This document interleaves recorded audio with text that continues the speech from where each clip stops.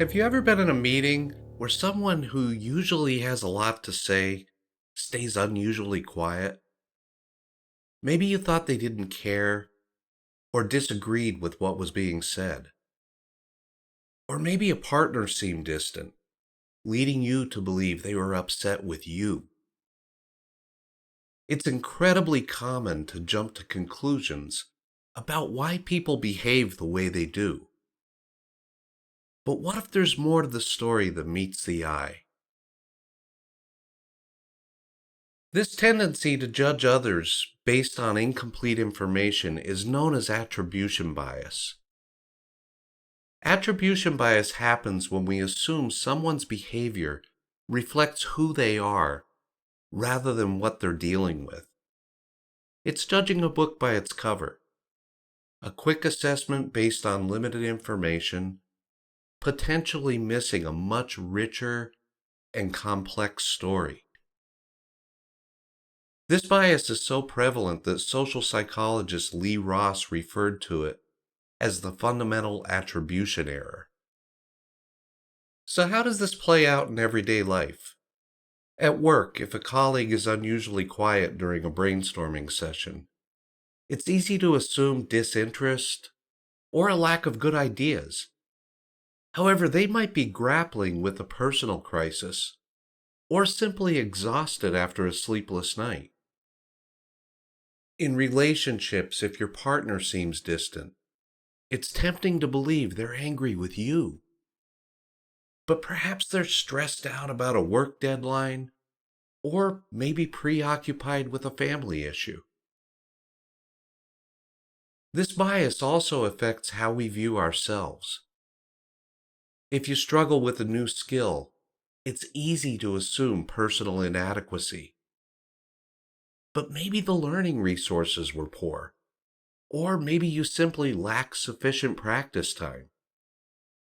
Consider the famous Jones and Harris experiment, where participants consistently attributed negative behaviors to a person's character, even when those behaviors were clearly dictated by the situation.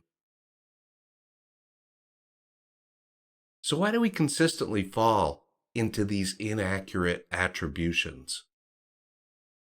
A significant factor is cognitive efficiency. Our brains seek shortcuts. Making quick decisions conserves mental energy. Imagine analyzing every detail of every situation. It'd be exhausting.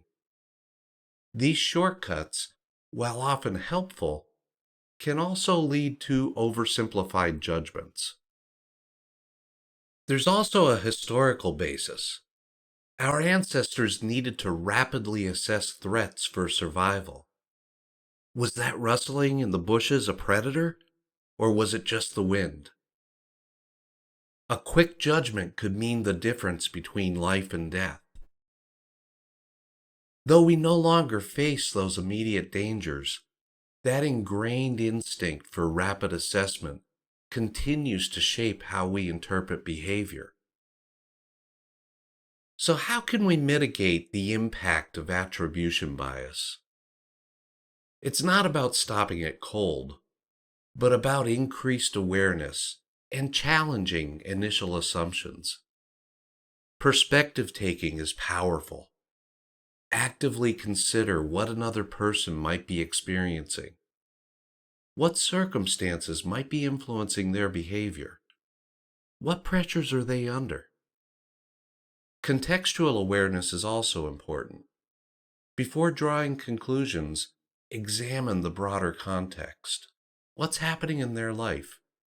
What are the situational factors that are at play? And most importantly, practice pausing and reflecting. Before judging, take a deep breath and ask yourself, am I making an assumption based on limited information? What other explanations could account for their behavior? Humility means recognizing that we rarely have full information. Confidence in your judgment should match the amount of information you actually have. Remember, attribution bias is a natural cognitive tendency. Everyone exhibits it. The goal isn't perfection, it's awareness. When you recognize an attribution, don't self-criticize.